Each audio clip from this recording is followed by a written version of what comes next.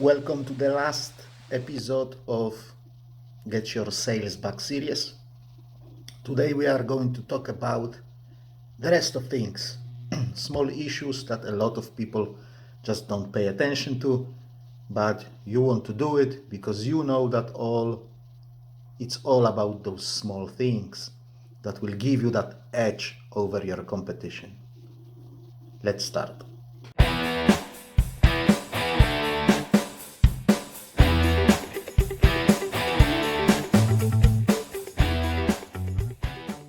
Hello again and welcome to the channel where we are trying to sell some stuff on eBay. I'm Polish Pete, eBay reseller based in UK. I buy cheap ladies clothing in bulk and I sell them individually on eBay for profit. I'm also an unpaid carer for an elderly and disabled person. Today we've got the 10th and the last episode of the series on how to get your sales back. So if you still suffer from low sales, stay tuned. And yeah, we're gonna talk about it today a little bit more. Yeah, but before we start, if you're interested in this kind of content, please consider subscribing to the channel. It will be greatly appreciated. That's the best way of supporting me and my channel. I'm not asking you to buy anything from me, to pay me any sort of subscription or anything like that. All I want is you to enjoy the video, click that like button and subscribe to the channel if you keep coming back. So, like I've said, this is the end of the series. Few small topics that I was unable to add to any of the previous videos. A lot of people don't pay attention to small things, but you want to do it, as this is what will push you over the edge. This is what can make a difference between you and your competition. And yeah, let's start it. eBay is a very complicated machinery, really. If you compare eBay to, let's say, Vinted, if you're in UK, there is really nothing to compare. eBay is way much more complex. Yeah, the question is it good or is it bad? I don't really know. Yeah, I love the fact that Vinted is so simple. You just upload your photos, select like 5 item specifics, and off you go. And you've got nothing to do until the item sells. Yeah, Vinted is literally as simple as it can be, and that's why it's so popular, especially among those young users, because yeah, I'm an old fart and I will say young people are lazy. Yeah, we all know that. We all say that when we get older. Yeah, but there is some sort of a truth in it, I guess. But due to that simplicity of Vinted, you can't get any advantages over your competition. I mean, if everything is so simple, then everybody does everything. Yeah? Because it only takes few seconds. On eBay, there are so many things that you can do as a seller, things that many other sellers are not bothered to do. And this will give you that advantage over them. I mean, the more you are willing to do, the better position you will find yourself in. There is some number of sellers who just don't know how to make a proper title. A number of sellers who don't know how to use promoted listings. A number of sellers who won't fill up item specifics. A number of sellers who won't reinforce those item specifics in the item description. Yeah?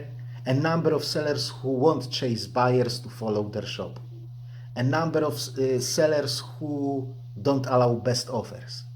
A number of sellers who will send offers to watchers like in the middle of the night or at 3 p.m. when everybody is working.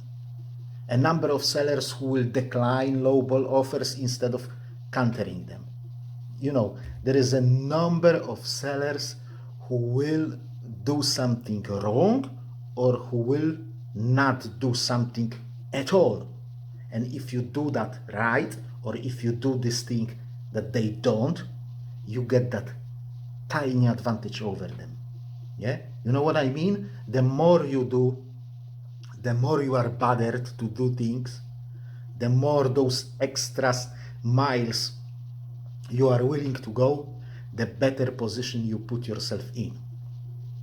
Yeah, and all those small things, they add up, and all of them will add up, and all of them will add that extra one sale, extra two sales, you know, next week, next month, next year. Those two extra sales in isolation, they don't make massive dent.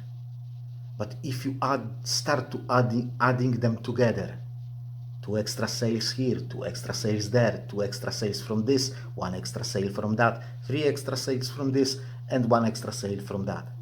Yeah? And then you realize at the end of the year that you've got 500 extra sales or 1,000 extra sales. Yeah? That's the difference between, you know, making or breaking your eBay account, really. And as soon you realize that those extra sales add up, the sooner you realize that, the sooner you will start to actually make sales on eBay. You please ditch that mentality. eBay don't give me any sales. eBay took my sales away. eBay switched me off. eBay this, eBay that, this, that, eBay. You need to understand that you've got some control over things. Whatever other people say, you still have a control over things. Not full control, not 100% control, not over everything. But you've never had that on eBay. You've never had 100% full control. List and forget may have worked in the past. And maybe you had a feeling that you are in control because whatever you listed was selling. It's not working anymore. And all those resellers on YouTube who say just list something on eBay and it will sell eventually, well, they are lying. They are lying to you. And that's it. It's just pure lies. This shit nowadays is not easy. It was easy 5 years ago, but it's not easy anymore. If you have inventory that just sells, yeah, you list it and it flies, yeah, good for you, I envy you, I can't get this kind of inventory. I sell cheap common stuff that eBay is flooded with. I need to use my elbows.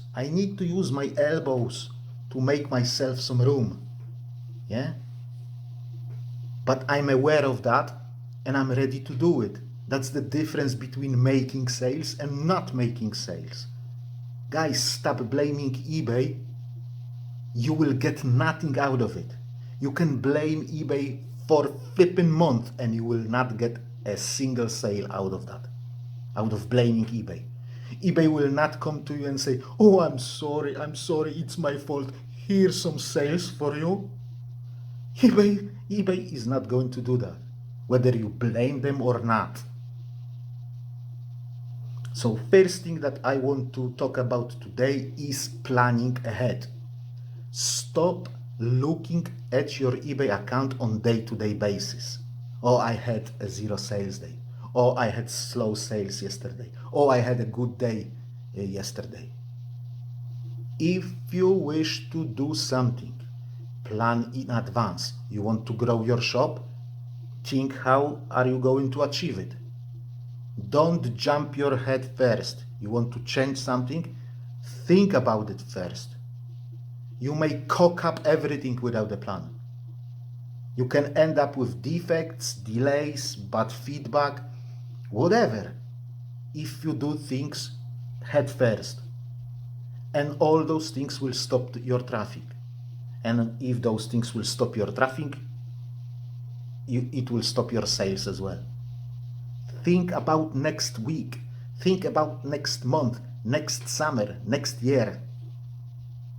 You don't need to really do anything about it, but at least think about it. And then when you think about it, some ideas will come to your mind, and then you will start to do things for the next week, for the next month, for the next summer, for the next year. That leads me to the next topic for today, which is seasonality. There is certain stock on eBay, especially in UK. Maybe not so much in US, because this is a massive country, US, and there is, in places like, I don't know, Florida, it's always warm, yeah? And in places like Alaska, it's always cold. Whether it's summer or winter, it's cold. People don't wear shorts that much, if you know what I mean. But here in the UK, there is definitely stock that is seasonal stock, yeah? What is the point of having a seasonal stock on your eBay account for a whole year? But maybe it will sell. I will get that random sale out of this. Yeah, but what if it will all go stale and it will all drag your entire account down? Yeah? And to the level where algorithm will say, right, I'm wasting my precious traffic here. There is no point to send traffic to this account because nothing sells from this account. That will cause a situation where not only you won't sell your out-of-season stock, but you will also sell way much less of in-season stock that you could. Plan ahead. Takes those seasons into consideration. Source winter stock in summer, so when winter comes, you can flood eBay with it. I did it 2 years ago, and I had absolutely smashing winter. I didn't do it this year for one reason or another, and I'm struggling at the moment because shop is full of shorts and summer tops, but there is not enough jumpers, jeans, and winter skirts and coats. So when the war in Ukraine was like a year or so on, yeah, and people have started to talk that next winter will be tough in UK because those natural gas prices were soaring, yeah, and all that. People got scared. It was everywhere, in TV, on the internet, in newspapers. Oh, it's going to be tough winter. It's going to be tough winter. It's going to heating or eating. Heating will be so expensive. People got scared, but it was still like a late spring, maybe early summer. So I was like, I said to my wife, we need jumpers. We need knitwear as much as we can get. And I was buying everything I could put my hands on. Yeah, and I photographed it and I listed it, and in September, October, and November, I was bloody killing it. I was selling those jumpers left, right, and center because people got scared and they wanted warm clothing because they knew it's going to be cold in their house, cold in their workplace, cold everywhere. One may say, I have got 10,000 items in my shop and eBay only gives me 5 sales a day out of that. This is ridiculous. Is it really? Is it really ridiculous? When 80% of that items is out of season. That's not eBay's fault that people are not buying your shorts in October. Plan ahead, be aware of seasonality, do things in advance, source in advance, process in advance, list in advance, put those listings to your scheduled listings, and when the time comes, just open the bloody floodgates and say sales will come no matter what, because you will flood eBay with 1,000 jumpers and one of them will sell right away. I pretty much guarantee you that. Next thing is staying on top of your inventory. And I don't mean, working through the dead pile. I love dead piles. I love bloody dead piles when I have 1,000 items ready to be listed. Because I know I don't need to go outsourcing. I've got plenty things to do. I can cherry pick from that bloody dead pile. I mean, be aware of what sells quick, what drags their feet. Try to figure out how can I improve my sourcing, to source more things that sell quickly and source less of items that tend to drag feet. Please, guys, do not believe in that rubbish that everything sells on eBay eventually. It doesn't. I've got items that I have listed in 2019 and they are still there at $199 plus postage and nobody is buying them at $199 plus postage. From time to time, go and check your visibility. I do that when I add my items to the promoted listings. I end and sell similar, and after 5 days, I go there and I try to find those listings that have 0 views after 5 days. So after 0 views, I add them to promoted listings. But before I do that, I try to figure out why they have 0 views. What is the reason that nobody is looking at them? Then you go to your traffic tab, scroll down, select sold listings, and scroll to those sold listings, trying to establish how many views do you need to sell an item. Just try to find a pattern. I know that most of my items will sell before the 10th view. Now, I know that then if I can get 10 views on every of my items, then there is a super high chance that they will sell. On the other hand, I can also see that I can get 100 views on a dress and it doesn't sell. These are those small things that you need to know. You need to know, because then you can go to your unsold items in your traffic tab, have a look at them, trying to find those items that have 10, 20, 30 views and they didn't sell. And you can try to figure out why they haven't sold. Maybe price is too high. Maybe there is something in the listing that puts people, away of it. You need to be aware of that. Forget about list and forget. Be on top of your inventory. And the last thing that I wanted to talk about today is driving outside traffic to your account. Algorithm loves outside traffic, and it will reward you. It will reward you for driving that traffic to your account. If you can get sales out of outside traffic, algorithm will give you more of internal traffic because you are making sales and it wants even more sales. If you are good in social media, use them. I'm an old fart. For me, the social media is devil itself. But you may be good in it, and if you can get large following base on your social media, then sending them to your shop can only improve your overall situation. You can't lose. You just can't lose.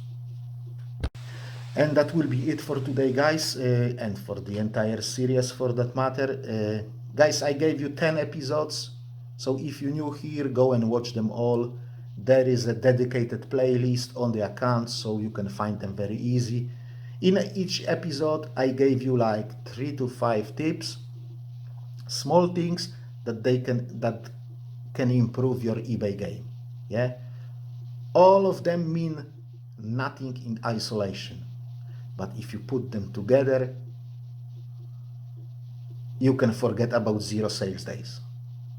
If I go back 5 years, go back in time 5 years, and I exclude the time when I had to close my shop for whatever reason. So if I exclude those times when my shop was closed, and I look, and I will start to look for 0 sales days. Guys, in last 5 years, I had maybe a dozen of 0 sales days. Maybe a dozen.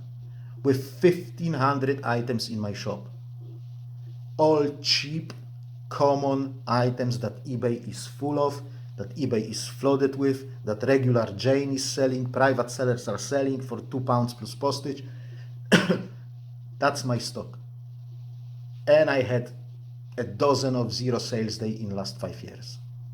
If you go back and you watch my old what's sold videos, you will notice streaks of 100, 200, 300 days without 0 sales day. Why? Because I care about small things that give me those extra 2 sales a month, each of those things. And when I add them together, they give me that 50 extra sales a month and 500 extra sales a year. And that's the difference between eBay has switched me off crap and get back to work. Yeah, that's the difference between those two. Thank you very much for watching. Thank you for the privilege of being listened to. I hope you found this video, and for that matter, entire series, interesting. If you have, please don't forget to click that like button. If you wish to support me and this channel, please consider subscribing if you haven't done so yet. These are only 2 things that I'm asking you for in return for the content that I'm making. Have a great day. I'll see you next time. God bless you all, and bye-bye.